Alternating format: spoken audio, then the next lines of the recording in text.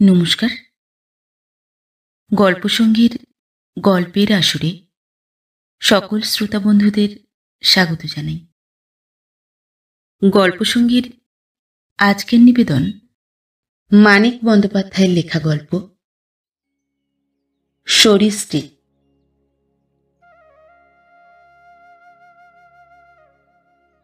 চারিদিকে বাগান, মাঝখানে প্রকাণ্ড তিনতলা বাড়ি। জমি কিনিয়া বাড়িটি তৈরি করিতে চারুর শ্বশুরের লাখ টাকার উপর খরচ হইয়াছিল, কিন্তু ৩০,০০০ টাকার দেনার দায়ে এই সম্পত্তি চারুর হাত হইতে খসিয়া বনমালীর হাতে চলিয়া গিয়াছে। প্রথম বয়সে চারু তার টনটনে বুদ্ধির সাহায্যে শ্বশুরের সম্পত্তির এমন চমৎকার বিলি ব্যবস্থাই করিয়াছিল যে আত্মীয় পর কেহ কোনোদিন কোনো দিক দিয়া তাহার একটি পয়সা অপচয় করিতে পারে নাই। কিন্তু বুদ্ধির তীক্ষ্ণতা ও বিকারহীনতা বজায় রাখিতে চারুর ৩টি বিশেষ অসুবিধা ছিল। প্রথমত, আজীবন তাহাকে স্ত্রীলোক হইয়াই থাকিতে হইল। দ্বিতীয়ত, তাহার আতপাগলা স্বামী ২০ বছরের মধ্যে একদিনও প্রাণ ত্যাগ করিল না, অথচ এই ২০ বছরের প্রত্যেকটি মুহূর্ত বেশ ভালো মানুষের মতোই স্ত্রীর চরিত্রে ভয়ঙ্কর সন্দিহান হইয়া রহিল। তৃতীয়ত, বয়স বাড়ার সঙ্গে চারুর একমাত্র পুত্রটিরও স্বাভাবিক বুদ্ধি বিকাশ পাইবার কোনো লক্ষণ দেখা গেল না।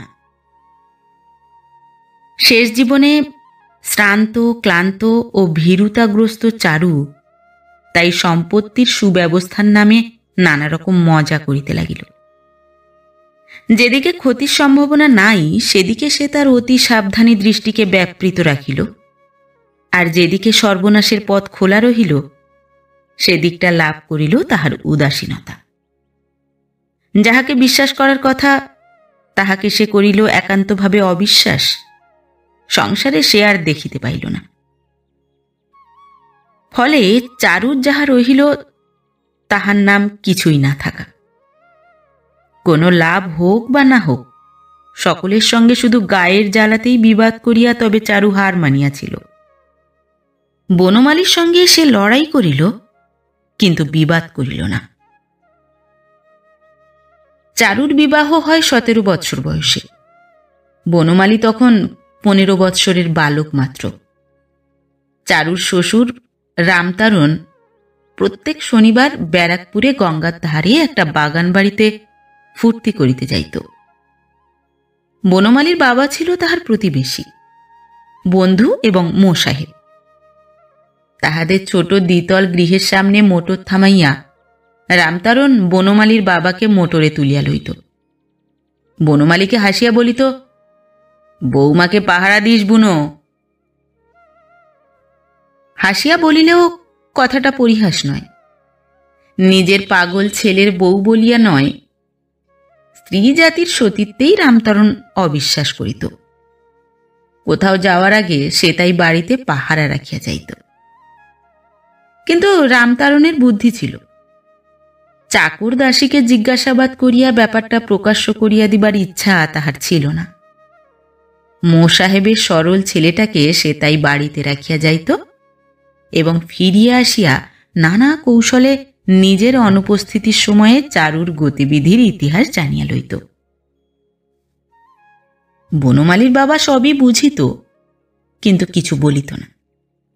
হাসিত এবং কর্তব্যে অবহেলা করিয়া রামতারণের বাড়ি ছাড়িয়া মার জন্য মন কেমন করায় বনমালী নিজের বাড়ি চলিয়া আসিয়াছিল জানিতে পারিলে আচ্ছা করিয়া তাহার কান মলিয়া দিত। চারুও বুঝিত, কিন্তু অবুঝের মতো তাহার রাগটা বনমালীর উপর গিয়া পড়িত না। বনমালীকে সে যত্ন করিয়া খাওয়াইত, সারাদিন তাহার সঙ্গে গল্প করিত এবং রাত্রে নিজের শোবার ঘরের পাশের ঘরখানায় তাহাকে বিছানা করিয়া দিয়া মাঝখানে দরজাটা খোলা রাখিয়া দিত। স্বামী গোলমাল করিলে সভয়ে বলিত, চুপ চুপ, বাবার হুকুম। এবং রামতারণকে তাহার ছেলে এমনই জমের মতো ভয় করিত যে আর কথাটা না কহিয়া সে শান্ত শিশুর মতো ঘুমাইয়া পড়িত।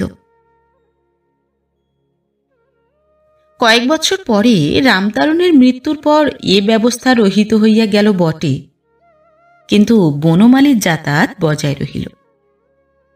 যাতায়াত সে কমাইয়া ফেলিল অনেক বয়সে, শহরের ভিতর একটা বাড়ি করিয়া উঠিয়া যাইবার পর। আজ বিপদে পড়িয়া বনমালীকে অতিরিক্ত খাতির করিয়া কোনো সুবিধা আদায় করিবার চেষ্টার মধ্যে নানা কারণে চারুর যথেষ্ট লজ্জা ও অপমান ছিল। তবু একদিন নিমন্ত্রণ করিয়া পাখা হাতে কাছে বসিয়া এমনই উত্তপ্ত সমাদরের সঙ্গেই বনমালীকে সে খাওয়াইতে বসাইল যে তাহাতে পাষাণও গলিয়া জল হইয়া যায়। বলিল, ভগবান সুবুদ্ধি দিয়েছিলেন, তাই বাগান বাড়ি তোমার কাছে বাঁধা রাখবার কথা মনে হয়েছিল ভাই। আমার সর্বস্ব গেছে, যাক, কি আর করব, সবই মানুষের কপাল। মাথা গুজবার ঠাইটুকু যে রইল, এই আমার ঢের। বনমালী একবার মুখ তুলিয়া চাহিল মাত্র। চারুর মাথার চুলের কালিমা ফ্যাকাশে হইয়া আসিয়াছে, কেবল এইটুকু লক্ষ্য করিয়া আবার সে আহারে মন দিল। আসল ইঙ্গিত করা হইয়াছে। এইবার একটু মিঠা কথা বলা প্রয়োজন বোধ করিয়া চারু বলিল, নিরামিষ কপির ডালনা তোমার বোধহয় ভালো লাগছে না ভাই? বেশ লাগছে। চারুর ছোট বোন পরি 1 মাসের ছেলে কোলে কাছে বসিয়াছিল। এতক্ষণ কথা বলিতে না পারিয়া তার ভালো লাগিতেছিল না। এইবার সুযোগ পাইয়া বলিল, এটা কিন্তু আপনি ভদ্রতা করে বললেন বনমালী দাদা, ডালনা নিশ্চয়ই ভালো হয়নি। দিদিকে কত বললাম, আমি রাঁধি দিদি, আমি রাঁধি।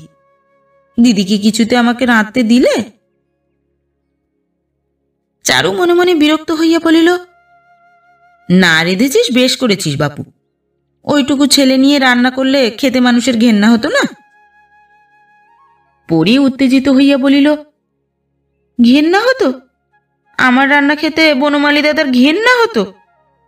স্বয়ং বিধাতা এ কথা বললেও আমি বিশ্বাস করি নে দিদি।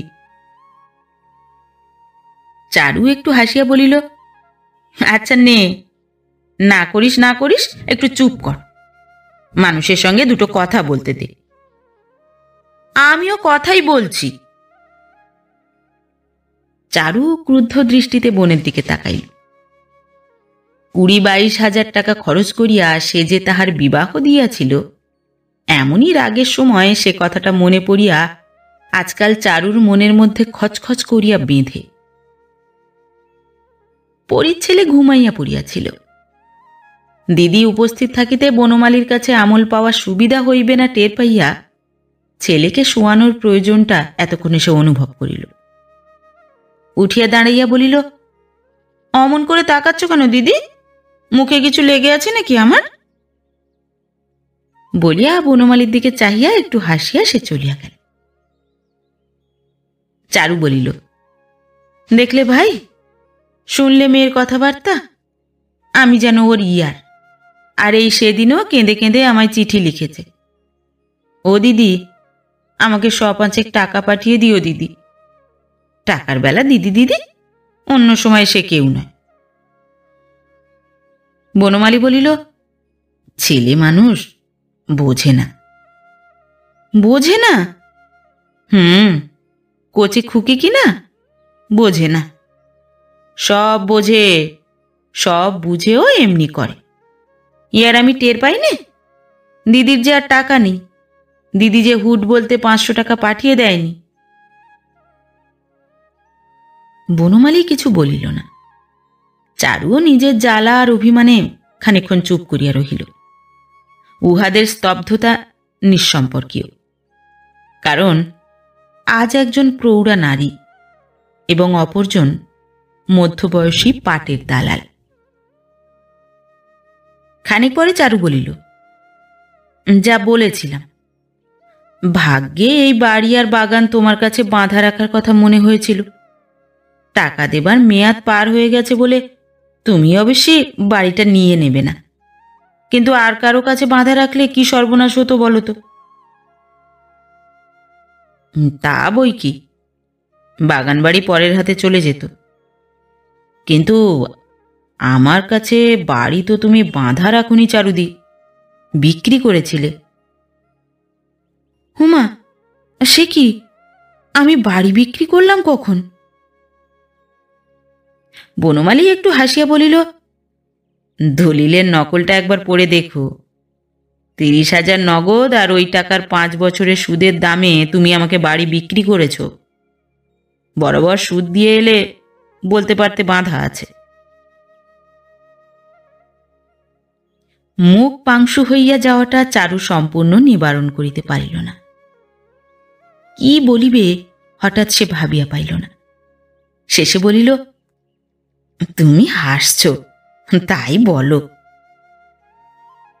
বনমালীর মুখের হাসি অনেক আগেই মুছিয়া গিয়াছিল, কিন্তু সে কিছু বলিল না। জীবনের একটা অভিজ্ঞতাকে বনমালী খুব দামি মনে করিয়া থাকে। তাহা এই যে বক্তব্য সহজে দুবার মুখ দিয়া বাহির করিতে নাই, পুনরুক্তিতে কথার দাম কমিয়া যায়। চারু আবার বলিল, আমি বলি কি, 30 হোক 32 হোক, দেনা তো তোমার আমি শুধতে পারছি না। এ বাড়ি দিয়ে তুমিই বা করবে কি? তার চেয়ে বিক্রি করে ফেলে তোমার টাকাটা তুমি নিয়ে নাও, বাকিটা আমাকে দাও। তোমার 30,000 কেটে নিলে আমার যা থাকবে তাই দিয়ে দেশে একটা ছোটখাটো বাড়ি তুলে বাস করি গে। জমি জায়গা যা আছে 2-4 বিঘে, তার খাজনা পাই না, ফসল পাই না। নিজে থাকলে একটা ব্যবস্থা হবে। বনমালী খাওয়া বন্ধ করিল। আজকাল কোনো কিছুতেই সে বিস্ময় বোধ করে না, কিন্তু চারুর কথায় সে যেন অবাক হইয়া গিয়াছে। এমনই মুখের ভাব করিয়া বলিল, তুমি এ বাড়ি বিক্রি করতে চাও? খেপেছ? চারু সভয়ে বলিল, কেন? তোমার টাকা তো তুমি পাবে। না, আমার টাকা চুলোই যা। চারু আরো ভয় পাইয়া বলিল, রাগ করো না ভাই, মেয়ে মানুষ, কিছুই তো বুঝিনে।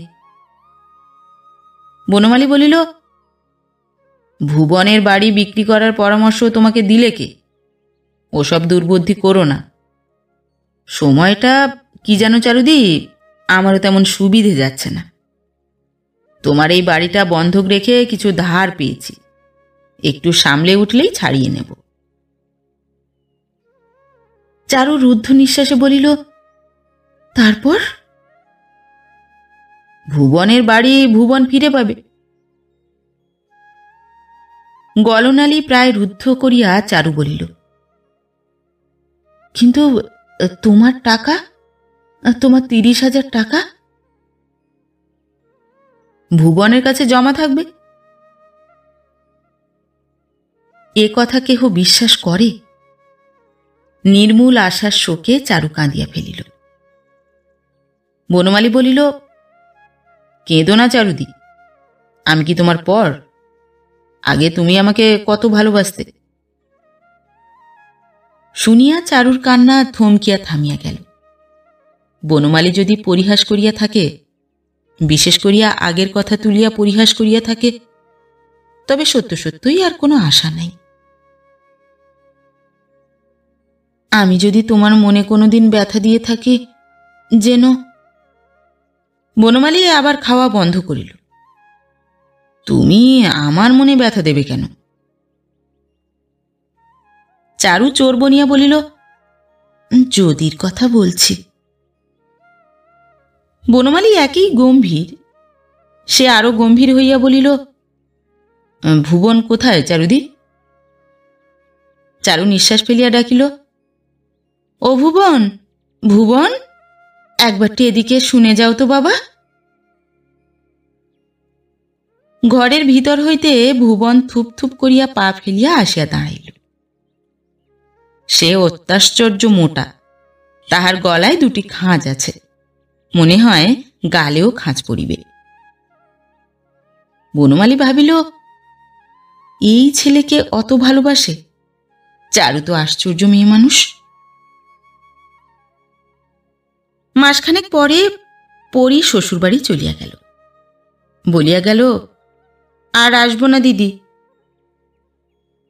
আরও 1 মাস পরে বনমালী তার বুড়ো মা, আশ্রিত আশ্রিতা, দাস দাসী ও মোট বহল লইয়া শহরের ভিতরের বাড়ি ছাড়িয়া চারুর শহরতলির বাড়িতে উঠিয়া আসিল। চারুর অনুমান করিতে কষ্ট হইল না যে বনমালীর অবস্থানটা সাময়িক হইবে না। পাংশু মুখে সে জিজ্ঞাসা করিল, ওখানে কি তোমাদের অসুবিধে হচ্ছিল ভাই? বনমালী বলিল, অসুবিধে হলে এতদিন বাস করলাম কি করে চারুদি, সেজন্য নয়।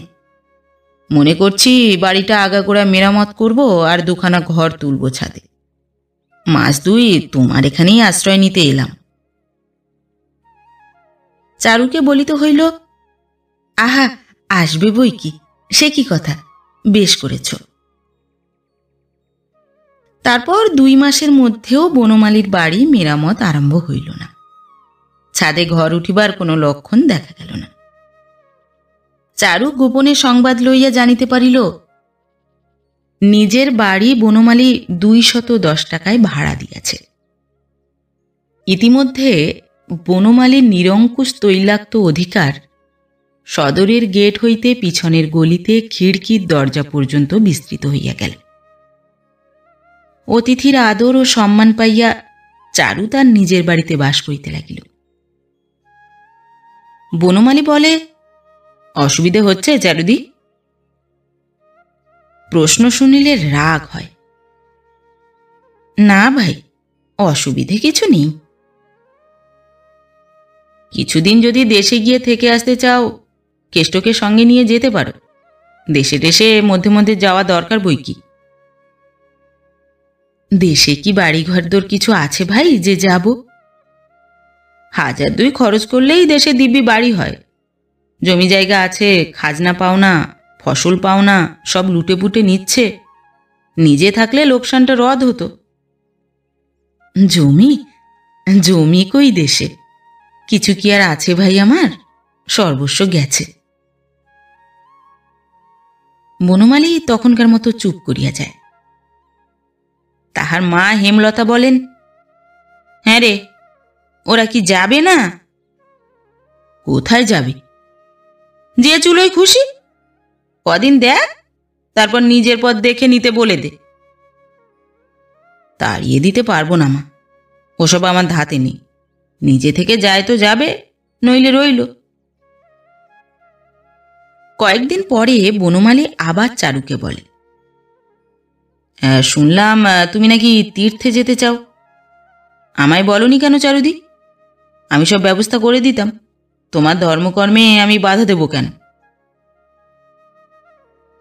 বুদ্ধির ধার পড়িয়া গেলেও চারু এত বোকা হইয়া পড়ে নাই যে ভুবনকে লইয়া এ বাড়ি হইতে নড়িবে। বনমালীর দুর্বলতা সে জানে। বনমালী সোজাসুজি কাহারও প্রতি নিষ্ঠুরতা দেখাইতে পারে না। সামনে যে উপস্থিত থাকে তাহার মনে বেদনা দেওয়া বনমালীর সাধ্যাতীত। তার মনের চলাফেরার প্রস্তরময় পথে সে এক পরত মাটি বিছাইয়া ফুল ফুটাইয়া রাখিবারই চেষ্টা করে। তীর্থদর্শন কামনা রাখার অপবাদ চারু তাই অস্বীকার করে। বলে, কই, তীর্থে যাওয়ার কথা আমি তো কিছু বলিনি। ও হ্যাঁ, মনে পড়েছে, মামিকে বলছিলাম স্বামী শ্বশুরের এই তীর্থ ছেড়ে আমার 1 পাও কোথাও নড়তে ইচ্ছে করে না। মাসিমা বুঝি মনে করেছেন আমি তীর্থে যেতে চাই। বনমালী একটা হাই তোলে। মেয়ে মানুষের এত বুদ্ধি তার ভালো লাগে না। তবু দেশ বেড়ালে ভুবনের একটু উপকার হতো। হায় রে কপাল, ওর আবার দেশ বেড়ানো। চারু কাঁদা কাটা করার উপক্রম করে। বনমালী আর কিছু না বলিয়া বাগানে পায়চারি করিতে যায়। ভাবে, কি আর হইবে, থাক। গ্রামকে গ্রাম ঘাড়ে আসিয়া চাপিয়া বসিয়া আছে। চারুদির ভাট্টা আর এমন কি গুরু। কাকর বিছানো পথের ঠিক মাঝখান হইতে 2টি কচি সবুজ ঘাসের শীষ বাহির হইয়াছে দেখিয়া বনমালী থমকিয়া দাঁড়ায়। পকেট হইতে একটি টাকা বাহির করিয়া যমজ ভাইয়ের মতো তাদের 2টি কেশে চাপা দিয়া দেয়। ভাবে আগে চারুর যদি টাকা না থাকিত। তারপর একদিন পরী বিধবা হইয়া দিদির কাছে চলিয়া আসিল। ছেলেকে সাবধানে মাটিতে নামাইয়া রাখিয়া গড়াগড়ি দিয়া কাঁদিয়া কাঁদিয়া সে বলিতে লাগিল, দিদি গো, আমার কপাল পুড়েছ গো, কে অভিশাপ দিয়ে আমার এমন করলে গো, কে করলে? গলায় আঁচল জড়াইয়া পাক দিয়া পরী গলায় ফাঁস দিবার চেষ্টা করিতেছিল, কিন্তু হেমলতা ফাঁস খুলিয়া দেওয়ায় সে চেষ্টা সে ত্যাগ করিল। খানিকক্ষণ মেঝেতে কপাল কুটিয়া হাত কামড়াইয়া চেঁচাইয়া এক বিষম কাণ্ড বাঁধাইয়া তুলিল ও ছুটিয়া নিজের ঘরে গিয়া দড়াম করিয়া দরজা বন্ধ করিয়া দিল।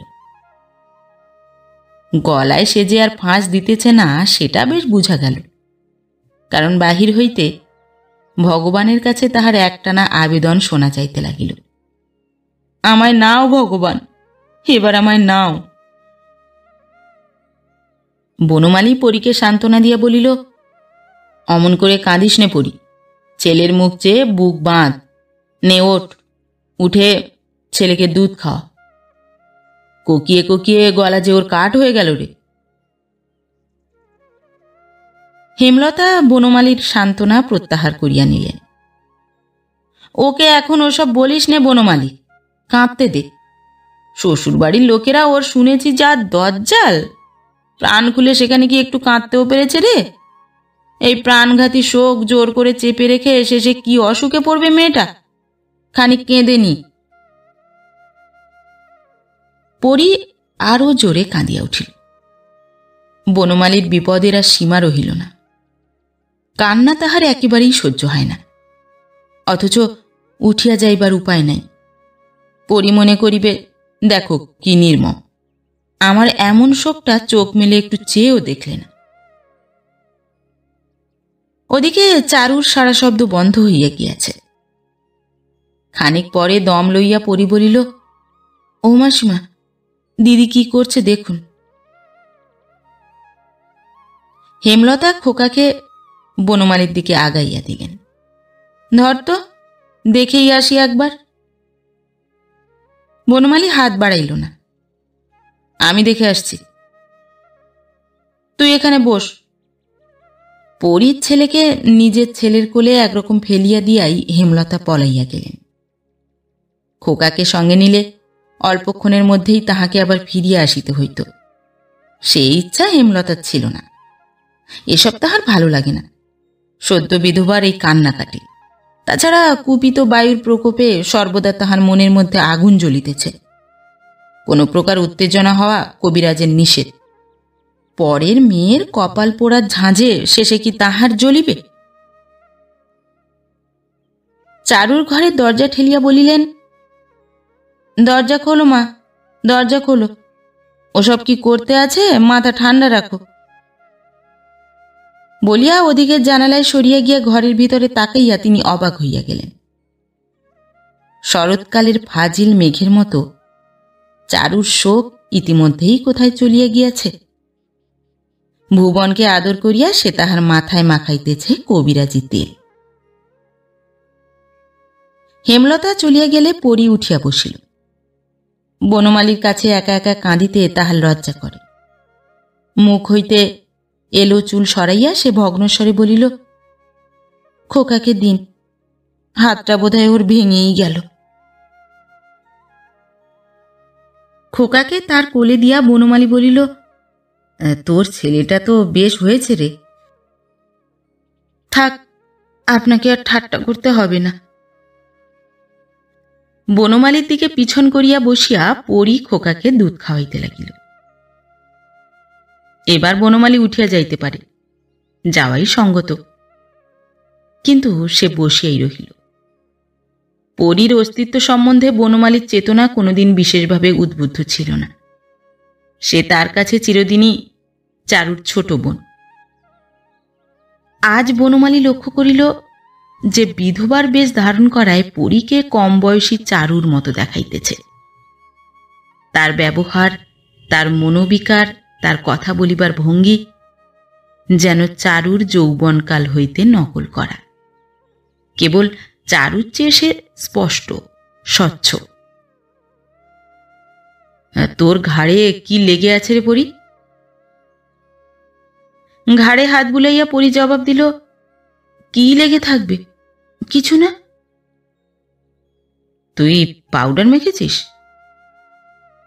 পরি জোরে নিঃশ্বাস লইয়া বলিল, মেখেছি তো, 100 বার মেখেছি। আপনি কেন আমায় কালো বলেন? পরীর বৈধব্যের আঘাতেই বোধ হয় চারুর মাথা আর একটু খারাপ হইয়া গেল। 40 বছর বয়সেই তার চুলে এবার পাক ধরিল, কোমরে বাত দেখা দিল, আর পেটে হইল অম্বল। শোক আর অম্বলের মধ্যে কোন কারণে তাহার বুক সর্বদা জ্বালা করিতেছে সেটা আর সবসময় ঠিকমতো বুঝিবার উপায় রহিল না। হেমলতার কাছে সে কাঁদিয়া বলে, আমার মতো অবস্থা মাসিমা শত্রুরও যেন না হয়। দিন রাত ভগবানের কাছে এই কামনা জানাচ্ছি। কোনো দিকে কুল কিনারা নেই মাসিমা, আমি অকুলে ডুবেছি। হেমলতা বিরক্ত হন, মুখে বলেন, মাথা ঠান্ডা রাখো মা, কি করবে, মাথা ঠান্ডা রাখো।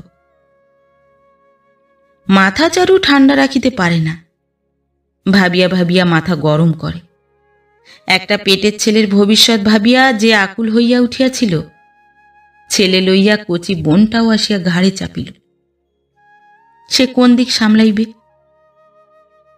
পরীকে সে জিজ্ঞাসা করিল, কিছু রেখে গেছে?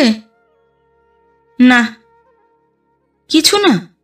পোস্ট অফিসে, ব্যাংকে তোর নামে কিছুই রেখে যায়নি? কি রোজগার করতো যে রেখে যাবে দিদি? মাস গেলে হাত খরচের টাকার জন্য বাপের কাছে হাত পাতত, রেখে যাবে। আমি যা দিয়েছিলাম, শ্বশুরের সিন্ধুকে ঢুকেছে, খাট পালঙ্ক ছাড়া। চারু কপালে চোখ তুলিয়া বলিল, তোর গয়নাও দেয়নি নাকি? তোকে যে আমি 13-14 হাজারের গয়না দিয়েছিলাম রে, কিচ্ছুটি আমাকে দেয়নি দিদি, সব আটকে রেখেছে। আঁচল থেকে চাবি কেড়ে নিয়ে বাক্স খুলে শ্বশুর নিজে সব বার করে নিল, খোকার গয়না পর্যন্ত। এমন চামার! তা আর 2 মাস তুই ধৈর্য ধরে থাকলি না কেন? কেমন করে আদায় করে নিতে হয় আমি দেখতাম। বড় খারাপ ব্যবহার করে দিদি, থাকতে ভালো লাগলো না। চারু হঠাৎ রাগিয়া উঠিল, থাকতে ভালো লাগলো না? মেয়ে মানুষের অত ভালো লাগা মন্দ লাগা কি লো? যা, কালকেই ফিরে যা তুই। বুড়ো মরবার সময় খোকাকে তো কিছু দিয়ে যাবে। পরি ঠোঁট উল্টাইয়া বলিল, ও বাড়ি আমি যাচ্ছি না বাপু। হ্যাঁ। চারু আগুন হইয়া বলিল, ছেলে তবে তোর মানুষ করবে কে শুনি? তোকে খাওয়াবে কে শুনি?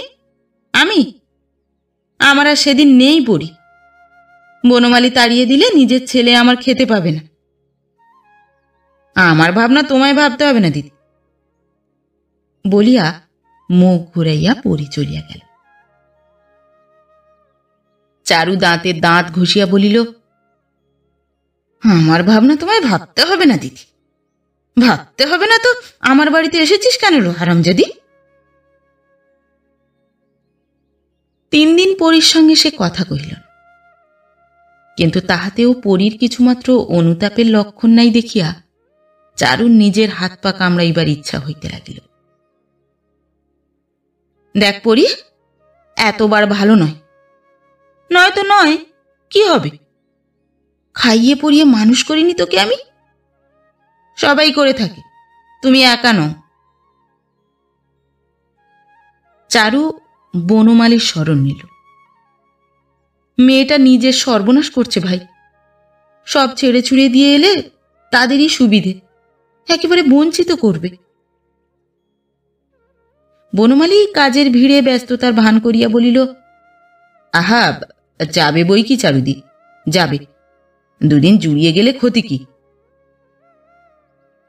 চারু আর কিছু বলিতে সাহস পাইল না। পরদিন পরি মুখ ভার করিয়া বলিল, লেগেছে তো পিছনে, জগতে কারো ভালো করতে নেই। তুই আবার কবে আমার কি ভালো করলি লো? এখানে আছো কার জন্য ভেবে দেখেছো একবার?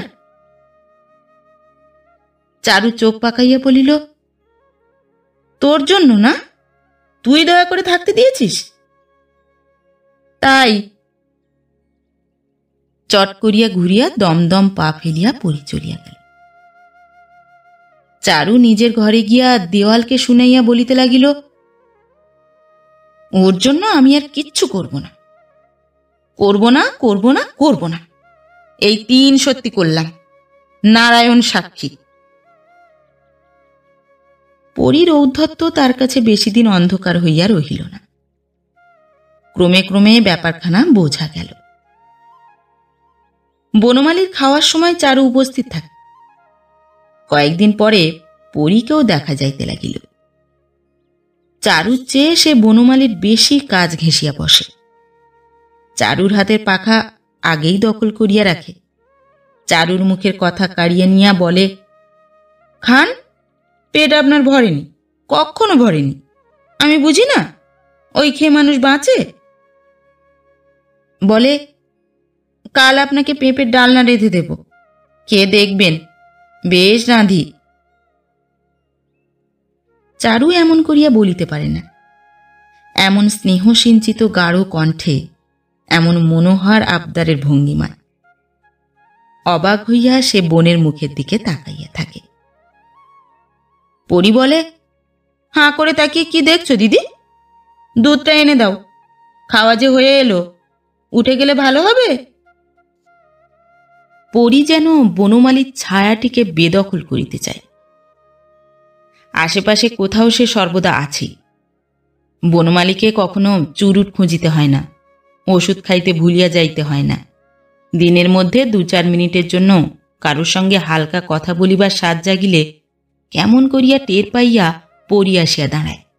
বলে, স্নান করতে যাচ্ছিলাম, ভাবলাম দেখে যাই আপনি কি করছেন। রাত্রে বনমালী বিছানায় শুইলে চুপি চুপি ঘরে আসে। বলে, কি চাই বলুন। বনমালী হাসি গোপন করিয়া বলে, পা কামড়াচ্ছে, কেষ্টকে ডেকে দিয়ে যা, আর কিছু চাই না। পরি বলে, কেষ্ট কেন? আমি কি পা টিপতে জানি নে? অবশ্য পা সে টেপে না, অত বোকা পরি নয়, কেষ্টকেই ডাকিয়া দেয়। হুকুম দিয়া যায়, যাবার সময় আলো নিভিয়ে দিস কেষ্ট। ছেলের দিকে চাহিবার সময় পরির হয় না। ঝির কোলে পরির ছেলে প্রায়ই মাতৃস্তন্যের জন্য কাঁদিয়া কাঁদিয়া ঘুমাইয়া পড়ে। বনমালীর চারিদিকে পরি যে বৃত্ত রচনা করিয়া রাখে, তার পরিধির বাহিরে চারু পাক খাইয়া বেড়ায়। কোথাও প্রবেশের ফাঁক দেখিতে পায় না। ভাবে, কি মেয়ে বাবা, ও দেখছি সর্বনাশ করে ছাড়বে।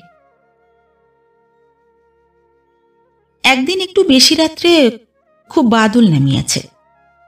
খানিক বর্ষণের পর অবিরত বিদ্যুৎ চমক আর বজ্রপাত আরম্ভ হইয়া গেল। প্রকৃতির সে এক মহামারী কাণ্ড। চারু ভাবিল, অন্য ঘরে একা একা পরি বড় ভয় পাইতেছে। উঠিয়া দরজা খুলিয়া সে বাহিরে আসিল। একটু খোঁজ খবর নিলে পরি খুশি হইবে। বনমালীকে ও যেরকম বাগ মানাইয়া আনিতেছে, ওকে একটু খুশি রাখা দরকার বই কি। নিশুতি রাত। বাড়িটা একবার প্রাণঘাতী আলোয় চমকাইয়া উঠিয়া অন্ধকারে আড়ষ্ট হইয়া যাইতেছে। চারু পা চালাইয়া বারান্দাটুকু পার হইয়া গেল।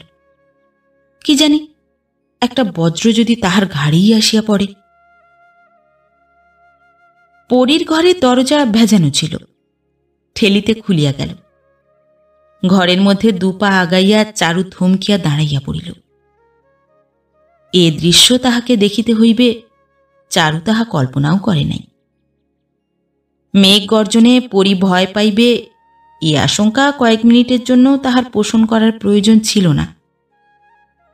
পরি একা নয়, বনমালীর বুকের কাছে যদিও সে জড়সড় হইয়াই তাহার কথা শুনিতেছে, সেটা ভয় নয়।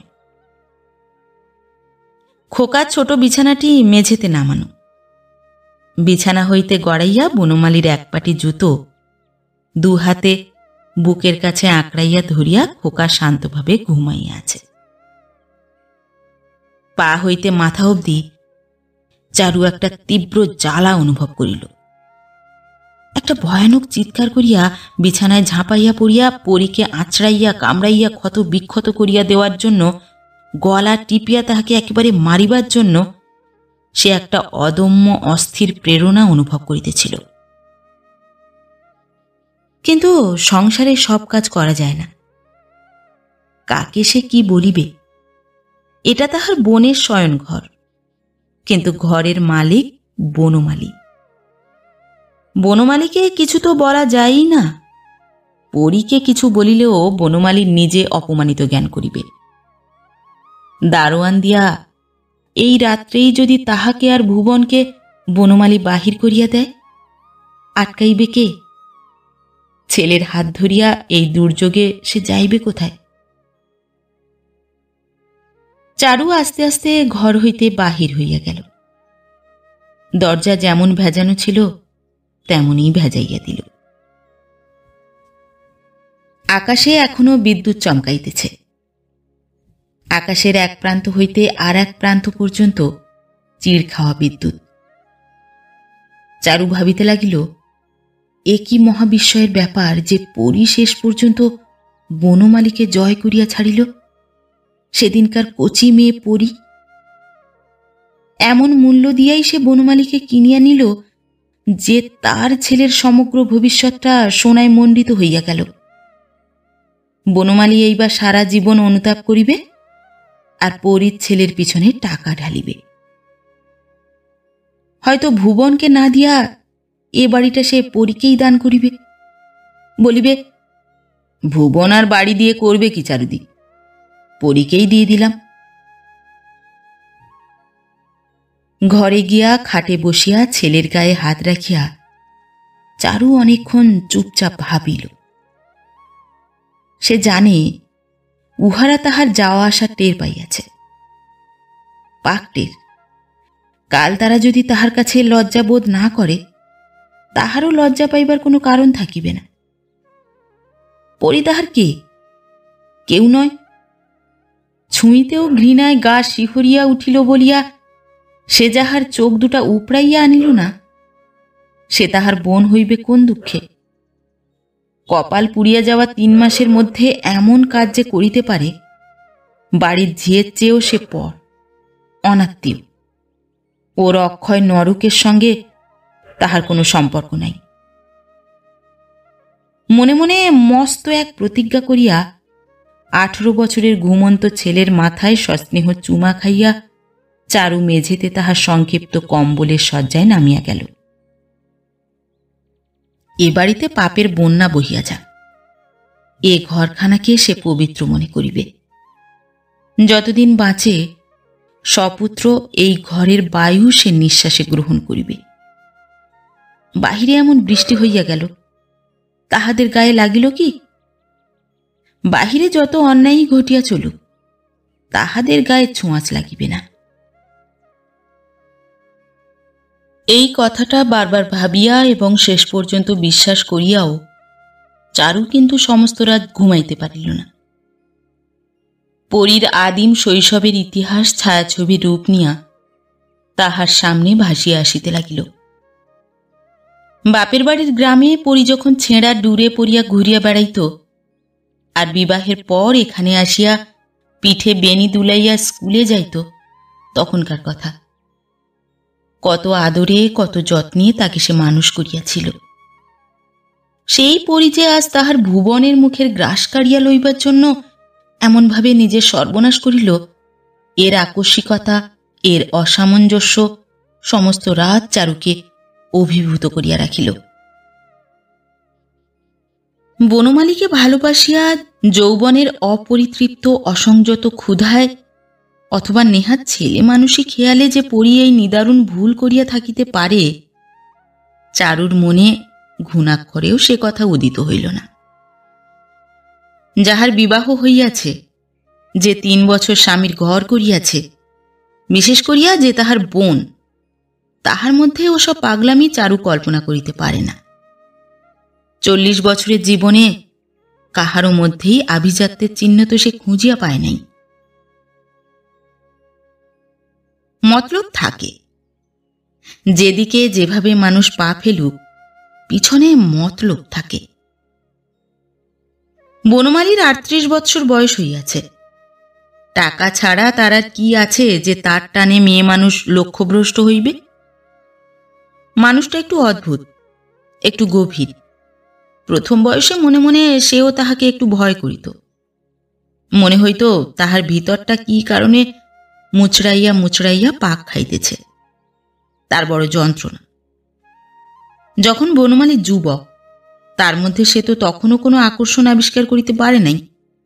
তার নৈকট্যকে, তার নির্বাক আবেদনকে, তার দু চোখের গভীর তৃষ্ণাকে সে যে কতবার অপমান করিয়াছে তাহার হিসাব হয় না। তার সঙ্গে কথা কহিবার সময়ও কি সব সময় সে পাইত? তাহার কাছে মানুষ হইয়া পরী কি তাহার মনের জোর এতটুকু পায় নাই? অসহায় আক্রোশে থাকিয়া থাকিয়া চারুর মনে হইতে লাগিল, এর চেয়ে সেই যদি সে সময় বনমালীর নিকট আত্মসমর্পণ করিত তাও ভালো ছিল। এরকম বিপদ ঘটাইবার সুযোগ পরী আজ তাহা হইলে পাইত না। চারুর জীবনে অন্ধ আবেগের স্থান ছিল না। সমস্ত জীবন তাহাকে সংসারের এলোমেলো বিরুদ্ধ শক্তির সঙ্গে সংগ্রাম করিতে হইয়াছে। প্রথম জীবনে তাহার লড়াই ছিল অভাবের সঙ্গে, আর গ্রামের 2-3টি যুবকের স্বভাবের সঙ্গে। বিবাহের পর তাহার লড়াই শুরু হইয়াছিল ধন সম্পদের পলাতক প্রবৃত্তির সঙ্গে, আর নিজেকে সামলাইয়া না চলার দুরন্ত ইচ্ছার সঙ্গে। এর কোনোটাই সহজ ছিল না। পুরুষ অভিভাবকের অভাবে সম্পত্তির ব্যবস্থা করিতে তাহার যেমন প্রাণান্ত হইত, অবাধ স্বাধীনতার সঙ্গে পাগলা স্বামীকে খাপ খাওয়াইতেও তাহার তেমনই অবিরাম নিজেকে শাসন করিয়া চলিতে হইত। হাতে টাকা, দেহে রূপ, মনে অতৃপ্ত যৌবন, এরকম ভয়ানক সমন্বয় ঘটিয়াছিল বলিয়া সারা জীবন তাহাকে অনেক ভুগিতে হইয়াছে। চারুর হৃদয়ের কতকগুলি স্থান তাই ভয়ানক শক্ত। পরদিন সকালে সে নিজে গিয়া পরীকে ডাকিয়া তুলিল। কিছুই যেন ঘটে নাই এমনই ভাবে বলিল, নে ওঠ, এবার অনেক বেলা হয়েছে। পরী সাড়া দিল না। পায়ের বুড়া আঙুলের দিকে চাহিয়া চুপ করিয়া শুইয়া রহিল। খোকাকে তুলিয়া নিয়া বাহিরে আসিয়া চারু হাঁপ ছাড়িল। কিন্তু তখনও আর একজন বাকি। বনমালীকে চারু আবিষ্কার করিল বাগানে। এক মুহূর্তের জন্য তার হৃদয় স্পন্দিত হইয়া উঠিল। এই বাগানে এক স্বপ্নধূসর সন্ধ্যায় বনমালী একরকম জোর করিয়াই একদিন তাকে প্রায় চুম্বন করিয়া বসিয়াছিল। সেদিন যদি সে বাধা না দিত। গাছের ডাল হইতে টপ টপ জল পড়িতেছিল। কতকগুলি ফুলের গাছ নষ্ট হইয়া গিয়াছে। চারু বলিল, কি বৃষ্টিটাই কাল হয়ে গেল। বনমালী বলিল, বেশ ঠান্ডা পড়েছে। হ্যাঁ, কদিন গরমে প্রাণটা গেছে। আমি আজ একবার তারকেশ্বর যাব ভাই। বনমালী আচমকা বলিল, খেন্তির মা 200 টাকা চেয়েছে, মেয়েকে নিয়ে কাশী যেতে চায়, তুমি যাবে ওদের সঙ্গে?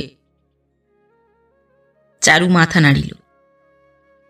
কাশী মাথায় থাক, তোমাদের ছেড়ে আমি কোথাও যেতে পারবো না ভাই। খেন্তির মার কি, হুট বলতে ও যেখানে খুশি যেতে পারে, আমরা পারি নে। আমাদের মায়া মমতা আছে। 20 বছর ধরে যার সঙ্গে। চারু একটা নিঃশ্বাস ফেলল। তারকেশ্বর রওনা হওয়ার আগে চারু বলিয়া গেল, ভুবন রইল ভাই, একটু দেখো। আর শোনো, কাল পরীর একাদশী। এই বয়সে ওর একাদশী করার কি দরকার কে জানে। কথা কি শুনবে মেয়ে? তোমাকে মানে, ফলটল যদি খাওয়াতে পারো একটু চেষ্টা করে দেখো ভাই। আগে চারুর সরকার প্রথমে গিয়া একটা আস্ত বাড়ি ভাড়া করিয়া আসিত, তবে চারু তারকেশ্বর যাইত। এবার সে সোজাসুজি যাত্রী নিবাসে গিয়া উঠিল। প্রত্যেক দিন এই মানত করিয়া সে দেবতার কাছে পূজা দিল যে তার ফিরিয়া যাওয়ার আগেই পরী যেন কলেরা হইয়া মরিয়া যায়। পরীর যে আর বাঁচিয়া থাকার দরকার নাই, দেবতাকে এই কথাটা সে খুব ভালো করিয়াই বুঝাইয়া দিল। পরীর ছেলেকে সে মানুষ করিবে। তৃতীয় দিন মন্দিরে পূজা দিয়া যাত্রী নিবাসে ফিরিয়া চারু দেখিল একটি বউয়ের কলেরা হইয়াছে।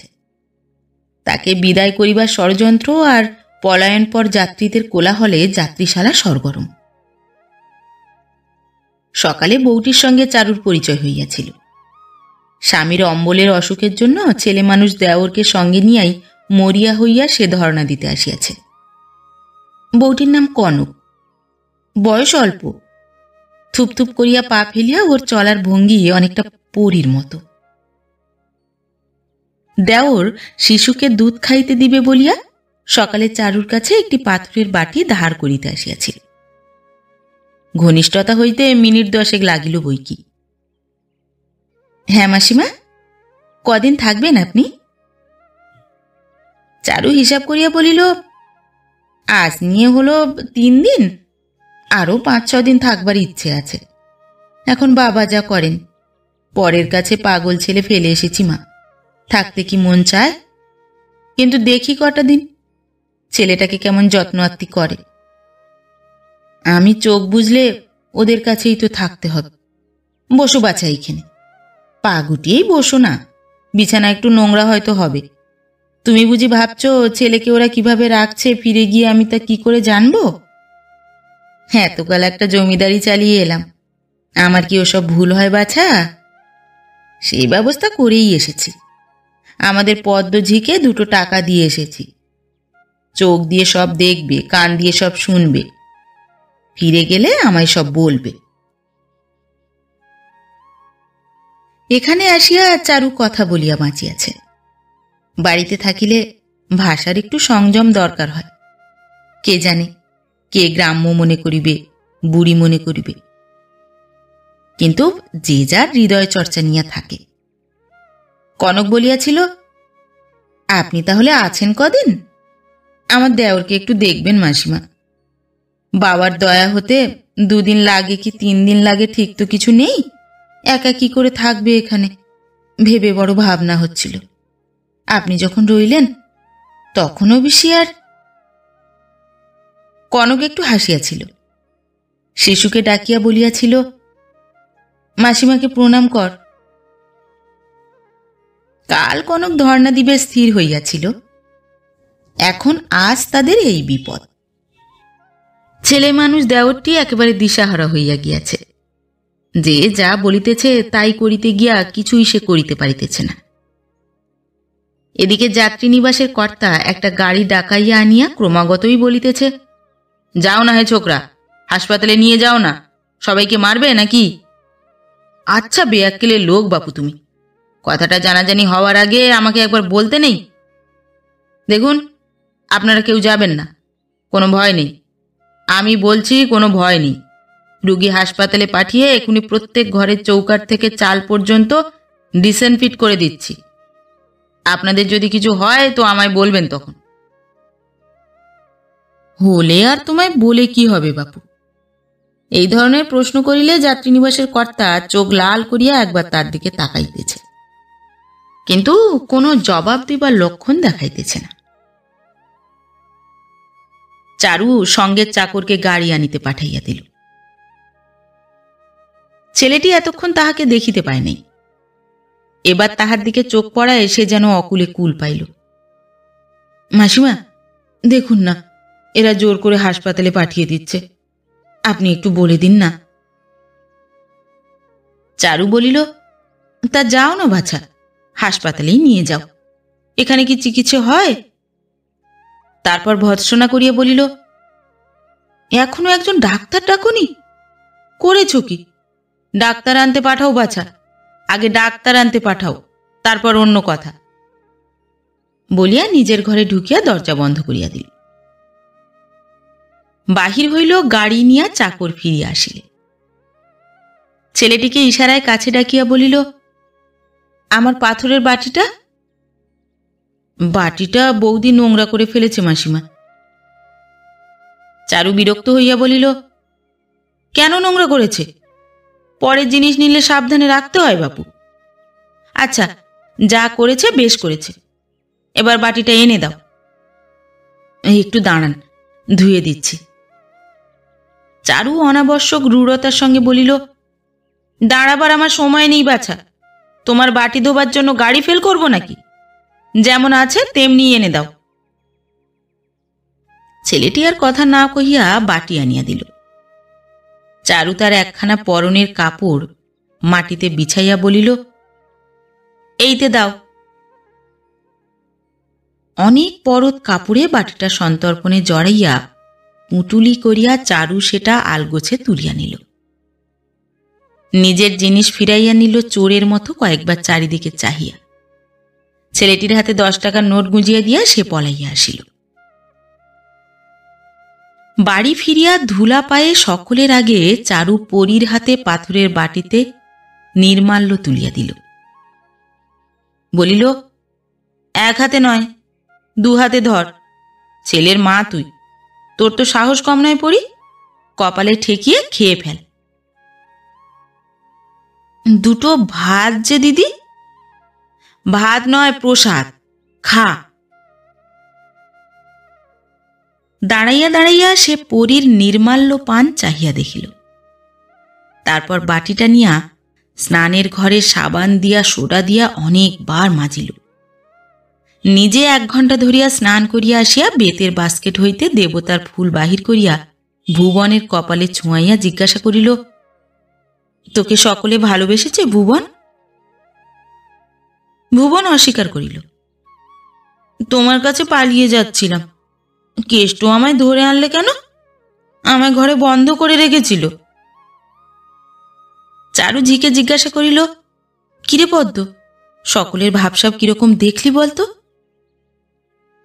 পদ্ম জানাইল, সকলের ভাবসাব মন্দ নয়, আবার ভালোও নয়, কিন্তু 2-এর মাঝামাঝি। পরী তার ভাগ্নেকে ঠিক সময় মতো না হোক ডাকিয়া খাওয়াইয়াছে। মার জন্য হাউ হাউ করিয়া কাঁদিলে ভোলানোর চেষ্টাও যে করে নাই এমন নয়, তবে চোখে চোখে ওকে কেউ রাখে নাই। কাল দুপুরবেলা ভুবন চুপি চুপি পলাইতেছিল, পদ্ম দেখিতে পাইয়া কেষ্টকে দিয়া ধরাইয়া আনিয়াছে। গোলমাল শুনিয়া আসিয়া বনমালী তাকে কয়েক ঘণ্টা ঘরে বন্ধ করিয়া রাখিয়াছিল। কি জানো মা, মার মতো কেউ কি করে? চারু বলিল, আমি যে চিরকাল বাঁচব না পদ্ম, তখন কি হবে? মারধর করেনি তো কেউ? ধরিয়া আনিবার সময় কাল কেষ্ট বুঝি ভুবনকে একটু মারিয়াছিল, কিন্তু পদ্ম সে কথা গোপন করিয়া গেল। না, মারধর কেউ করেনি। চারুর পুরা নাম চারু দর্শনা, পরীর পুরা নাম পরীরানী। এগুলি কেবল যে নাম তা নয়, মানানসই নাম। সারাদিন পরীকে চারু আজ বিশেষভাবে সুন্দরী দেখিল, অপরূপ, অভিনব। পরী যতবার তার লাল করা ঠোঁট 2টি ফাঁক করিয়া হাসিল, ততবারই চারুর সর্বাঙ্গে একটা শিহরণ বহিয়া গেল। ভাবিল, না, এত রূপ নিয়ে সংসারে থাকাটা কিছু নয়, চারদিকে আগুন জ্বেলে দিত বই তো নয়। শরীরটা চারুর ভালো লাগিতেছিল না। সে সকাল সকাল শুইয়া পড়িল। একটা আশঙ্কা সে মন হইতে কোনো মতেই দূর করিতে পারিতেছিল না, যে আজ রাত্রেই যদি পরীর কলেরার লক্ষণ প্রকাশ পায়, ভুবনকে কোথাও সরানোর সময় পাওয়া যাইবে না। তারকেশ্বরের সেই বউটির ভেদবমির কথা স্মরণ করিয়া চারুর গা ঘিন ঘিন করিতে লাগিল। মনে হইতে লাগিল একটা নোংরামির মধ্যে সে শুইয়া আছে, বিছানাটা অপবিত্র, অসুচি। সম্ভবত মনের ঘেন্নাতেই খানিক পরে চারুর বমি আসিতে লাগিল, আর খানিক পরে সে প্রথমবার বমি করিল। একবার বমি করিয়াই তার মনে হইল সমস্ত শরীরের রস তার শুকাইয়া গিয়াছে। বমির শব্দে পরি উঠে আসিয়াছিল। চারু কাঁদিয়া তাকে বলিল, ও পরি, আমার কলেরা হয়েছে, বনমালীকে ডাক শিগগির। বনমালী উঠিয়া আসিল।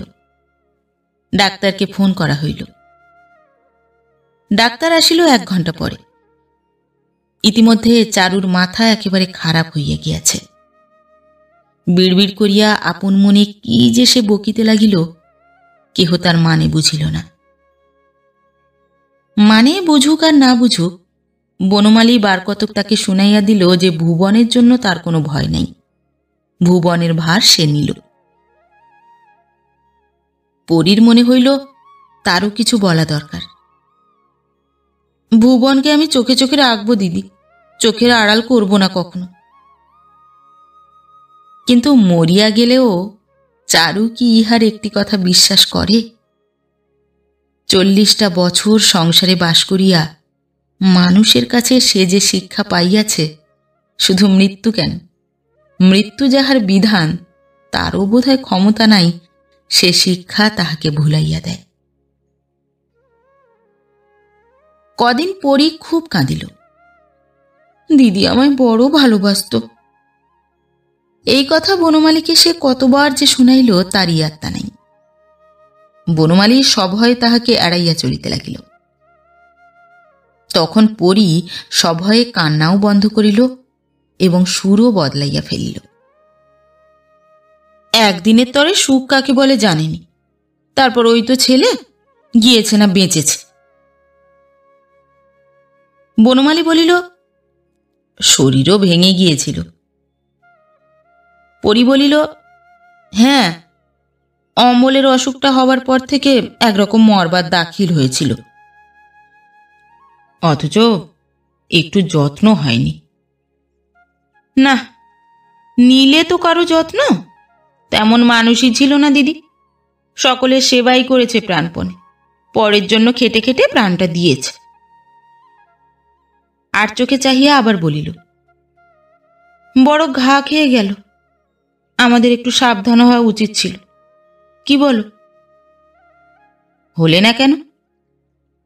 পরী হাসিয়া বলিল, বাহ বেশ, আমি হলাম মেয়ে মানুষ, আমাদের কি অত হিসেব থাকে? তুমি ঘরে এলে আমার বলে বিশ্ব ব্রহ্মাণ্ড ভুল হয়ে যায়, সাবধান থাকবো। বনমালী বলিল, তাই নাকি? চারুর মৃত্যুর পর বনমালী দিনে অথবা রাত্রে কখনো পরীর ঘরে আসে নাই। দুর্ভাবনার পরীর আর সীমা ছিল না। চুলে সেদিন সে অল্প একটু তেল দিল। এলো চুলে একটু স্নিগ্ধ রুক্ষতাই ভালো মানায়। আয়নার সামনে দাঁড়াইয়া অনেকক্ষণ ভাবিবার পর বাটিতে পাতলা করিয়া আলতা গুলিয়া গালে লাগাইয়া সিল্কের রুমাল দিয়া মুছিয়া নিল। ছোট একটি পান সাজিয়া মুখে নিয়া একটু চিবাইয়া ফেলিয়া দিল। তারপর বনমালীর বেড়াইতে যাওয়ার সময় সামনে পড়িয়া একটু হাসিল। শোনো, কাছে সরে এসো, কানে কানে বলি। একটা ফিডিং বোতল এনো, আমি মরুভূমি হয়ে গেছি। আনবে তো? আনবো। পদ্মর কাছে খোকা ভারী কাঁদছে পড়ি। পদ্ম ওকে ইচ্ছে করে কাঁদে, পদ্মর কাছে না দিলেই হয়। আমাকে সেজে গুজে ফিটফাট থাকতে না বললেই হয়। বনমালী তাহার গালে একটা টোকা দিল। না সাজলেই তোকে ভালো দেখায় পড়ি। বনমালী চলিয়া গেলে পরী ছুটিয়া গিয়া পদ্মঝির কাছ হইতে খোকাকে ছিনাইয়া লইল। চোখ পাকাইয়া বলিল, তোকে না 25 বার বলেছি বাবুর ধারে কাছে ও খোকাকে নিয়ে যাবি না? পদ্ম একগাল হাসিয়া বলিল, বাবু নিজে ডাকলে গো, বললে খোকাকে আনতো পদ্ম, ভয়ে মরি দিদিমণি। মরণ তোমার, ভয় আবার কিসের? যত যাই বলো, বাবুকে আমি বড্ড ডরাই বাপু, দেখলে বুকের মধ্যে ঢিপ ঢিপ করতে থাকে দিদিমণি। এই দূর থেকে বাবুকে আমি গড় করি। পরী হাসিয়া বলিল, আচ্ছা আচ্ছা, বেশ করিস, তারপর কি হলো বল। ভয়ে ভয়ে খোকাকে নিয়ে তো গেলুম, বাবু কোলে নিলে, আদর করলে, চুমো পর্যন্ত খেলি, তারপর বললে, বেশ ছেলেটা না রে পদ্ম? লজ্জায় মরি দিদিমণি। বনমালী বেড়াইয়া ফিরিলে পরি বলিল, আচ্ছা, পরের ছেলেকে তুমি এত ভালোবাসলে কি করে বলো তো? তোমার হিংসা হয় না? বনমালী হাসিয়া বলিল, না, দুদিনের জন্য এসেছে, ওকে আবার হিংসে করব কি? বরং তোর ছেলে বলে ভালোই বাসি। পরীর মুখ শুকাইয়া গেল। এ কি পরিণাম! সংক্ষিপ্ত ও সাংঘাতিক। আরশি কি প্রত্যহ তাহাকে মিথ্যা বলিয়াছে? বনমালীর সেই উগ্র আবেগময় ভালোবাসা এর মধ্যে উবিয়া গেল কি করিয়া? আজন্ম দেখিয়া আসিয়াও আরশিতে নিজেকে তাহার প্রত্যহ নতুন মনে হয়। আপনার রূপ ও যৌবনের এক একটা অভিনব ভঙ্গিমা আজও সে প্রত্যহ আবিষ্কার করে। আর বনমালীর কাছেই এর মধ্যে পুরনো হইয়া গেল। মাথায় না তুলিয়া বনমালী তাহাকে কোথায় নামাইয়া দিতে চায়। পরীর বুক দুরুদুরু করিতে লাগিল। তাহার পাপের সমান অংশীদার তখনও চোখের আড়ালে চলিয়া যায় নাই। তাকাইয়া দেখিয়া পরীর মনে হইল, পদ্মঝি বড় মিথ্যা বলে নাই। বনমালীকে সেও কম ভয় করে না। অবস্থাকে অতিক্রম করিয়া যাওয়া বনমালীর চিরদিনের স্বভাব। জীবনে কোনো স্তরই একটা সংক্ষিপ্ত সময়ের জন্য ছাড়া তাহাকে নিজস্ব করিয়া রাখিতে পারে নাই। জীবনের বৈচিত্র্যগুলি বনমালী দ্রুত গতিতে সমগ্রভাবে আয়ত্ত করিয়া নেয়। তাহার উপভোগ যেমন প্রখর, তেমনি অধীর। স্থূল হোক সূক্ষ্ম হোক, জীবনের রস বস্তুকে সে তাড়াতাড়ি জীর্ণ করিয়া শ্রান্ত হইয়া পড়ে। তাহাকে জব্দ করিয়াছিল চারু। চারু তার প্রথম বয়সের নেশা, অদম্য, অবুঝ, বহুকাল স্থায়ী। যে বয়সে নারী দেহের সুলভতা সম্বন্ধে প্রথম জ্ঞান জন্মে, নারী মনের দুর্লভতায় প্রথম হতাশা জাগে, চারুকে বনমালী সেই বয়সে দেহ মন দিয়া চাহিয়াছিল। চারু রীতিমতো তাহাকে নিয়া খেলা করিত। ওষুধের ডোজে আশা দিয়া তার প্রেমকে বাঁচাইয়া রাখিত এবং প্রাণপণে এই খেলার উন্মাদনা উপভোগ করিত। বনমালীর এক গ্রাসে পেট ভরানোর প্রবৃত্তি ক্ষুধাতুর বন্য জন্তুর মতো চারুর দুর্ভেদ্য সাবধানতা ঘেরিয়া খাইয়া মরিত দিনের পর দিন, মাসের পর মাস। পরীর রূপ আছে, চারুর মতো প্রতিভা নাই। বনমালীর পাক খাওয়া মনকে সে একাভিমুখী করিয়া রাখিতে পারিল না। তাহার নদীতে হাঁটু ডুবাইয়া বনমালী পার হইয়া গেল, সে তাকে ভাসাইয়া নিতে পারিল না। পরী তাহার ঘরে সযত্নে শয্যা রচনা করিয়া রাখে। বালিশের নিচে জুঁই আর বেল ফুল রাখিয়া দেয়, কিন্তু যাহার জন্য ফুলগুলি হাঁপাইয়া হাঁপাইয়া চাপা গন্ধ বিলায়, সে আসে না। সোজাসুজি নিমন্ত্রণ করিবার সাহস পরীর নাই। জানালায় বসিয়া সে শুধু কাঁদে। এখন প্রকৃত বর্ষাকাল। প্রতি রাত্রি প্রায় বাদল নামে। গাঢ় ভিজা অন্ধকারে বিবরবাসিনী নাগকন্যার মতো পরী ফুলিয়া ফুলিয়া শাস্ত্র নিঃশ্বাস নেয়। খোকা কাঁদে, ককায়, তাহার গলা ভাঙিয়া আসে। শ্রান্ত হইয়া এক সময় সে ঘুমাইয়া পড়ে। পরী সারা শব্দ দেয় না। খানিক পরে খোকার মুখের উপর ঝুঁকিয়া মন্ত্রোচ্চারণের মতো বলিতে থাকে, শোধ নিস, শোধ নিস, তাতেই হবে, ছাড়বি কেন, শোধ নিস। তারপর অদম্য আক্রোশে খোকার দুই কাঁধ ধরিয়া সজোরে ঝাঁকি দিয়া চেঁচাইয়া ওঠে, কেন তুই এসেছিলি হারামজাদা? গভীর রাত্রে দরজা খুলিয়া সে বাহিরে চলিয়া যায়। প্যাসেজের আলো নিভাইয়া অন্ধকারে এ বারান্দা ও বারান্দা ঘুরিয়া বেড়ায়। ঘরে ঘরে উঁকি দেয়। বনমালীর ঘরের দরজায় কান পাতিয়া দাঁড়াইয়া থাকে। একদিন নৈশ পর্যটনের সময় ভুবনের ঘরে উঁকি দিয়া সে দেখিতে পাইল বিছানায় উপুর হইয়া সে হাপুস নয়নে কাঁদিতেছে। দাঁড়াইয়া দাঁড়াইয়া দৃশ্যটা সে খানিকক্ষণ উপভোগ করিল। সে চিরদিনই দুঃখী, অন্যের দুঃখ দেখিলে সে আনন্দ পায়। তারপর পা টিপিয়া টিপিয়া গিয়া বনমালীকে সে ডাকিয়া তুলিল। ভুবন কিরকম করছে দেখবে চলো। কি রকম করছে? কাঁদছে আর ছটপট করছে। অন্ধকারে পড়ি বনমালীর গা ঘেঁষিয়া আসিল। বনমালী বলিল, প্যাসেজের আলো নিভিয়েছে কে? আমি। বনমালী সুইচ টিপিয়া আলো জ্বালিল। পরি সংকুচিত হইয়া বলিল, দেখো তো কি করলে, নিভিয়ে দাও। বনমালী তাহার আলো নিভানোর প্রয়োজনটা চাহিয়া দেখিল না। ঘরে যাও বলিয়া ভুবনের ঘরের দিকে আগাইয়া গেল। রোষে ক্ষোভে আত্মহারা পরি আলোকে লজ্জা দিয়া আলোর নিচে দাঁড়াইয়া রহিল। বনমালীর পাশের ঘরখানা হেমলতার। তিনি দিনের বেলায় বিছানায় শুইয়া থাকেন বলিয়া রাত্রে বিছানায় শুইয়া আর ঘুমান না, ঝিমান। বারান্দায় কথা শুনিয়া তিনি বাহির হইয়া আসিলেন। কে রে, পড়ি নাকি? বনমালীর ঘরের সামনে দাঁড়িয়ে তুই কি করছিস পড়ি? বলিয়া ঠাউর করিয়া দেখিয়া যোগ দিলেন। মরণ তোমার, বেহায়া মেয়ে।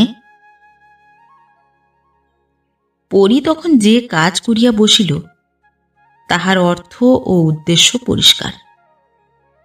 চট করিয়া বনমালীর ঘরে ঢুকিয়া সে দড়াম করিয়া দরজাটা বন্ধ করিয়া দিল এবং স্তম্ভিতা হেমলতা নড়িবার শক্তি ফিরিয়া পাওয়ার আগেই বনমালীর একটা চাদর গায়ে জড়াইয়া তাহার পাশ কাটাইয়া ছুটিয়া নিজের ঘরে চলিয়া গেল। হেমলতা শূন্যকে সম্বোধন করিয়া বলিলেন, ইয়ে কি কাণ্ড মা, হ্যাঁ? পরদিনটা কোনো রকমে চুপ করিয়া থাকিয়া তার পরের দিন হেমলতা ছেলেকে অনুরোধ করিলেন, পরীকে এবার পাঠিয়ে দে বনমালী। দেব, এখন থাক। পরীকে এখন সে অবহেলা করিতেছে। অমন সুন্দর একটা পুতুলের আবোল তাবোল নাচ দেখিতে তার ভারী মজা লাগিতেছে। এ অবস্থাটি অতিক্রান্ত না হইলে বনমালী তাহাকে কোথাও পাঠাইবে না। হেমলতা অত জানেন না। তিনি আবার বলিলেন, না বাবা, পাঠিয়েই দে। স্বামী না থাক, স্বামীর ঘর তো আছে, কেন পরের বোঝা ঘাড়ে করে আছিস? বনমালী হাই তুলিয়া বলিল, দুটি খায়, ও আবার বোঝা কি মা? হেমলতা আর কিছু বলিতে সাহস পাইলেন না। ডাইনির মায়া হইতে ছেলেকে কেমন করিয়া উদ্ধার করিবেন শুইয়া শুইয়া তাহাই ভাবিতে লাগিলেন। কবিরাজের মাথা গরম না করিবার উপদেশটা পর্যন্ত তাহার স্মরণ রহিল না। দুদিন পরে আবার বলিলেন, যে রাগী মানুষ তুই, তোকে বলতে সাহস হয় না বাবু, কিন্তু চোখ মেলে এ তো আর দেখা যায় না বনমালী। কি হয়েছে? রাগের মাথায় কিছু করে বসবি না বল। বনমালী হাসিয়া বলিল, না, আমার রাগ হবে না, বলো। হেমলতা গলা নিচু করিয়া বলিল, পরীর স্বভাব চরিত্র ভালো নয় বনমালী, মেয়ে মিটমিটে ডান। শ্রীধরের ভাইটা আসে জানিস, ওই যে রোগা লম্বা কোঁকড়া কোঁকড়া চুল? জানি, আমার চিঠি টাইপ করে। আমি নিজের চোখে দেখেছি বনমালী। দুপুরবেলা সেদিন চোরের মতো পরীর ঘর থেকে বেরিয়ে এদিক চেয়ে ওদিক চেয়ে নিচে নেমে গেল। কবে? এই পরশু। বনমালী হাসিয়া বলিল, পরশু তো আমি তখন পরীর ঘরে ছিলাম। টাইপ করার জন্য শ্রীধরের ভাই একটা দরকারি চিঠি নিতে এসেছিল। মানুষকে অত সন্দেহ করো না মা, পরী সেরকম নয়। হেমলতার মাথা ঘুরিতে লাগিল। তার মিথ্যার পাশে ছেলের মিথ্যা আসিয়া দাঁড়ানো মাত্র মুখোশ গেল খুলিয়া, গোপন সত্য প্রকাশ হইয়া গেল। লজ্জার আর সীমা রহিল না। বনমালী চলিয়া গেলে তিনি ভাবিলেন, বাহাদুরি করিতে যাওয়ার এই শাস্তি, চুপচাপ থাকিলেই হইত। ৩৮ বছরের লাখপতি ছেলের ভালো করিতে যাওয়া কি তাহার সাজে? এদিকে বনমালীর স্বাভাবিক সংযত নির্মমতায় পরী পাগল হইয়া উঠিল। কেন এরকম হইল? বনমালীর অমন উদ্দাম কামনা তুবড়ির মতো জ্বলিয়া উঠিয়া এমন অকস্মাৎ কেমন করিয়া নিভিয়া গেল, কিছুই সে বোঝে না। দিন রাত আগের অবস্থা ফিরাইয়া আনিবার উপায় চিন্তা করে, ভাবে অভিমান করে গম্ভীর হয়ে থাকব, যেন কিছুই হয়নি এমনিভাবে হেসে খেলে দিন কাটাবো, আর কারো দিকে একটু ঝুঁকবো।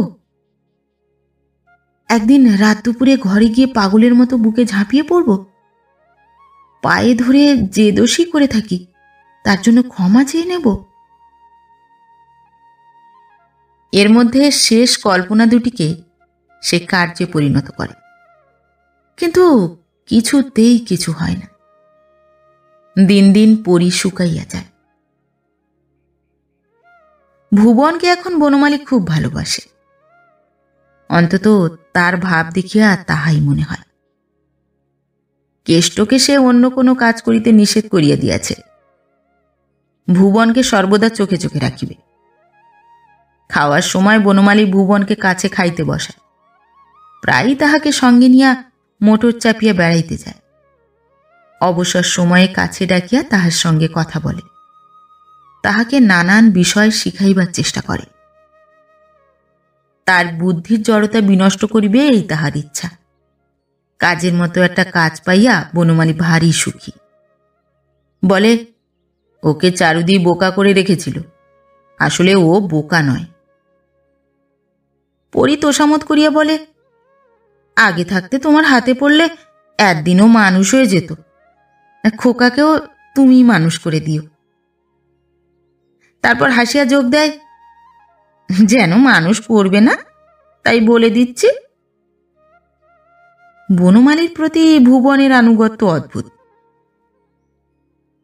হেমলতার জ্বর হইয়াছে, তিনি আর বাঁচিবার আশা করেন না, তাই প্রাণপণে ছেলের সেবা আদায় করিয়া লইতেছেন।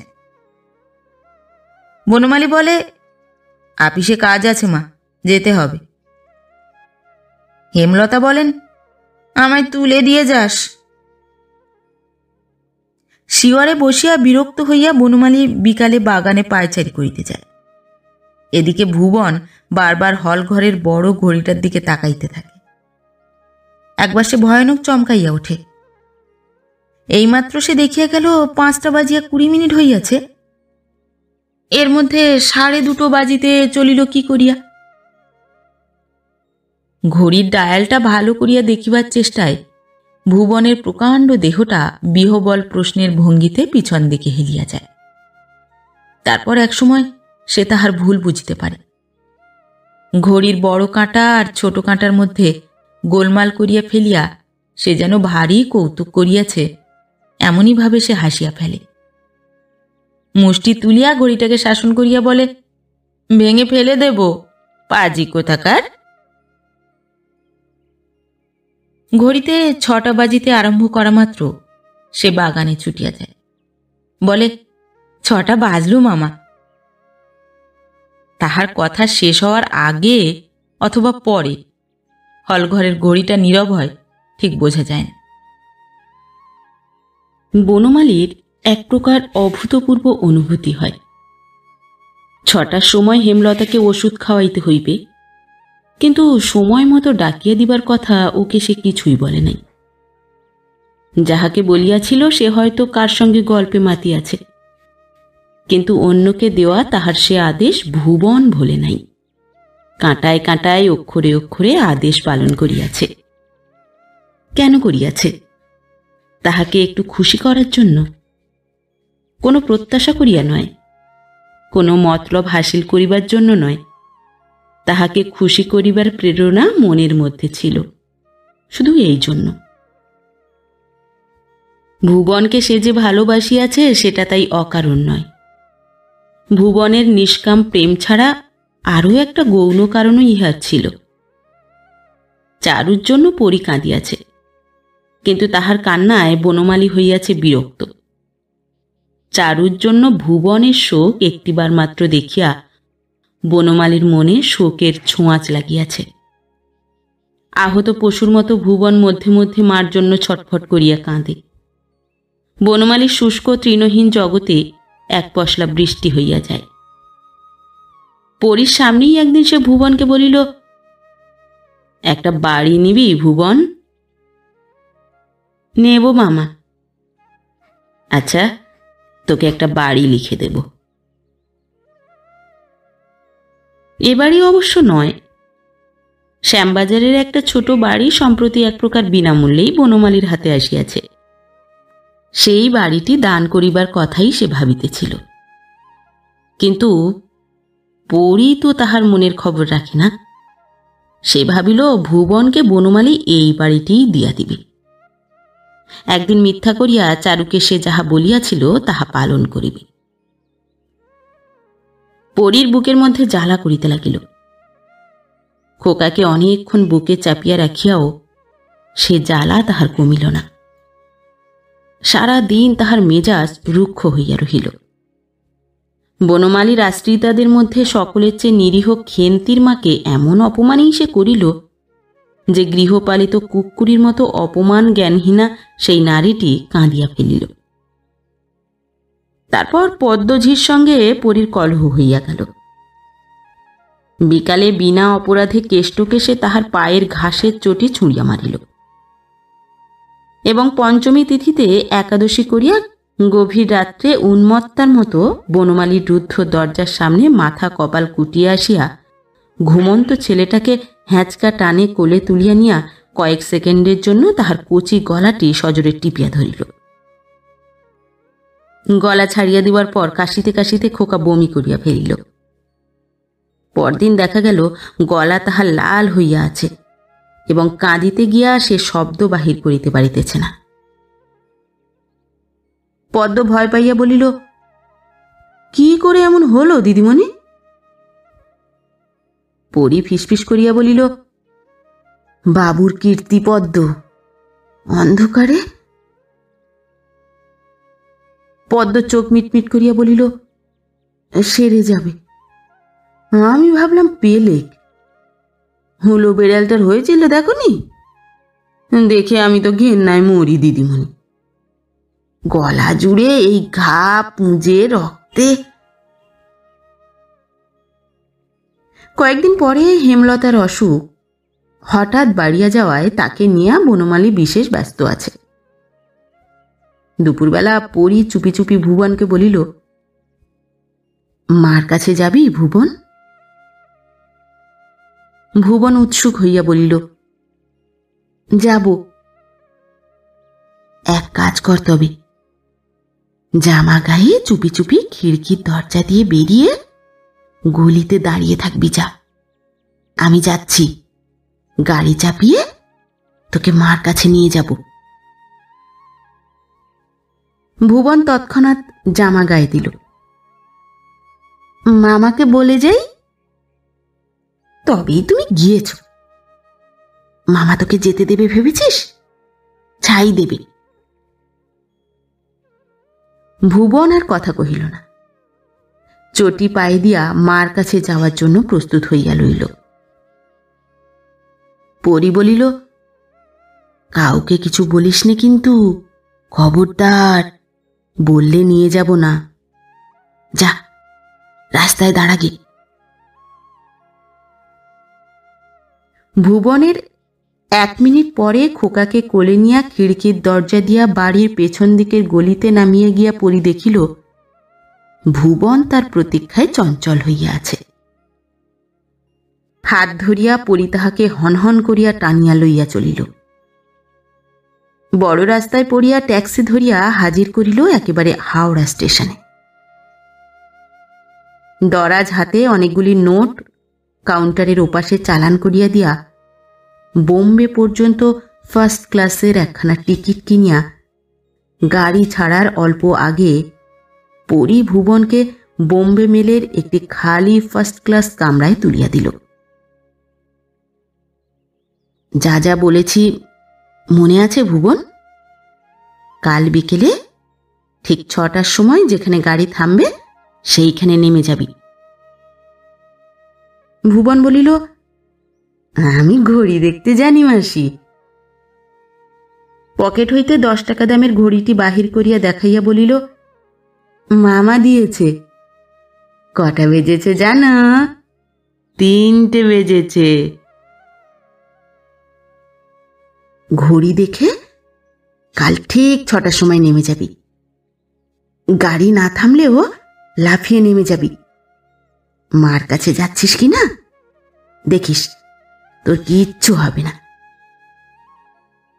ভুবন বলিল, আচ্ছা।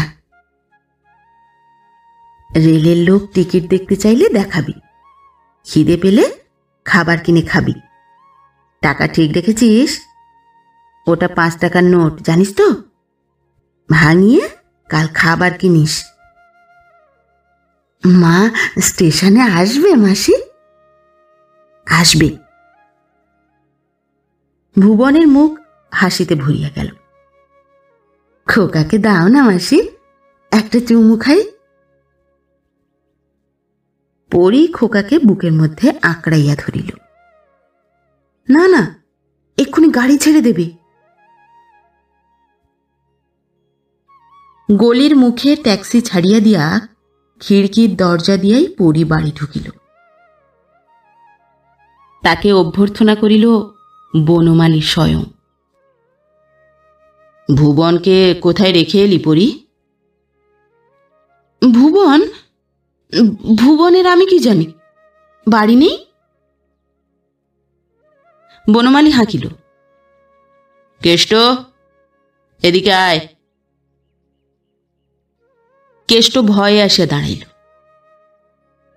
তোকে ছাড়িয়ে দিলাম কেষ্ট, মাইনে যা জমেছে পাবি না, পালা, দাঁড়িয়ে থাকলে পুলিশে দেব। কেষ্ট কাঁদো কাঁদো হইয়া বলিল, কেন বাবু? রাত দুপুরে তুই দোতলায় এসে দাঁড়িয়ে থাকিস বলে আমার 900 টাকা চুরি গেছে। ঝি চাকর আশ্রিত আশ্রিতারা চারিদিকে ভিড় করিয়া দাঁড়াইয়া আছে। পরীর বুকের মধ্যে ঢিপ ঢিপ করিতেছিল। অতি কষ্টে জিজ্ঞাসা করিল, ভুবন কোথায় গেছে কেষ্ট? পালিয়ে গেছে? কেষ্টর হইয়া জবাব দিল বনমালী, ও জানে না, তুই ঘরে যা পড়ি। দোতলায় যে ঘরখানায় সে এতদিন ছিল, বনমালী যে সে ঘরখানার কথা বলে নাই, ঘরে ঢুকিয়াই পরি তাহা টের পাইল।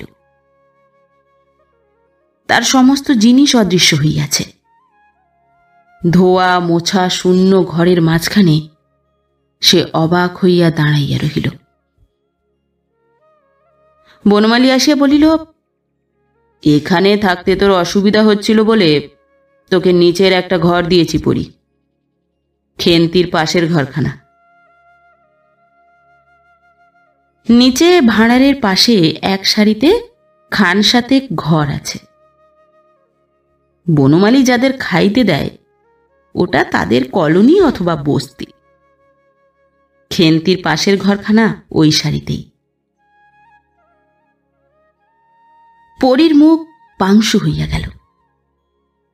ইতিমধ্যে শুধু সন্দেহের উপর তার বিচার হইয়া শাস্তির ব্যবস্থা হইয়া গিয়াছে, এটা সে হঠাৎ ধারণা করিয়া উঠিতে পারিল না। এ বাড়িতে যাদের স্থান ঝি চাকরেরও নিচে, বনমালী অনায়াসে তাকে তাদের দলে নামাইয়া দিল। সারা দিন ধরিয়া সে যে নিজের অনুপস্থিতির কৈফিয়ত রচনা করিয়াছে, সেটা একবার শোনাও দরকার মনে করিল না। সে কাঁদিয়া ফেলার উপক্রম করিয়া বলিল, আমি কি করেছি? তোমার গা ছুঁয়ে বলছি। কিন্তু গা সে ছুঁইবে কার?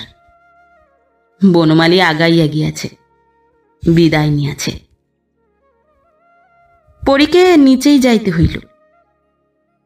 খেন্তি বলিল, কি গো, ওপর থেকে তাড়িয়ে দিলে? বড় লোকের মর্জি দিদি, কি করবে বলো? পরী বলিল, কি যে বলো তার ঠিক নেই, তাড়িয়ে আবার দেবে কি?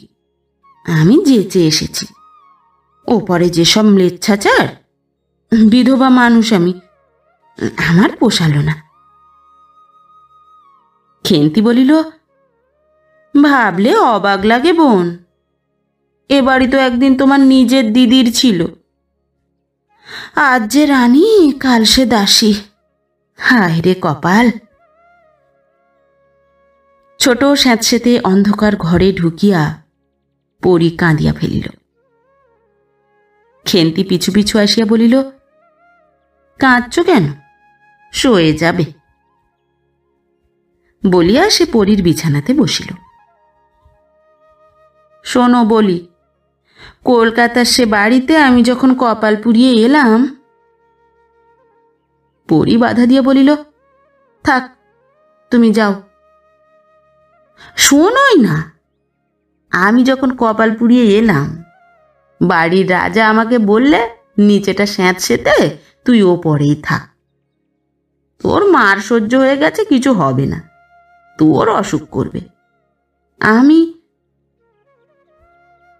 খেন্তির হঠাৎ খেয়াল হইল, পরী সখী নয়, ওকে শুনাইয়া বুক হালকা হইবে না। হঠাৎ গম্ভীর হইয়া ঢোক গিলিয়া সে বলিল, ব্যাপার বুঝে আমি রাজি হলাম না, নিচে মার কাছেই রইলাম। পরী শুইয়া পড়িল। আগাগোড়া চাদর মুড়ি দিয়া বলিল, আমার জ্বর আসছে, তুমি যাও ভাই। একদিন হেমলতা জিজ্ঞাসা করিলেন, হ্যাঁ রে, ভুবনের কোনো খোঁজ করলি না? বনমালী বলিল, আপদ গেছে, যাক। ঠিক সেই সময় মাথার উপর দিয়া একটা এরোপ্লেন উড়িয়া যাইতেছিল। দেখিতে দেখিতে সেটা সুন্দরবনের উপরে পৌঁছিয়া গেল। মানুষের সঙ্গ ত্যাগ করিয়া বনের পশুরা যেখানে আশ্রয় নিয়াছে।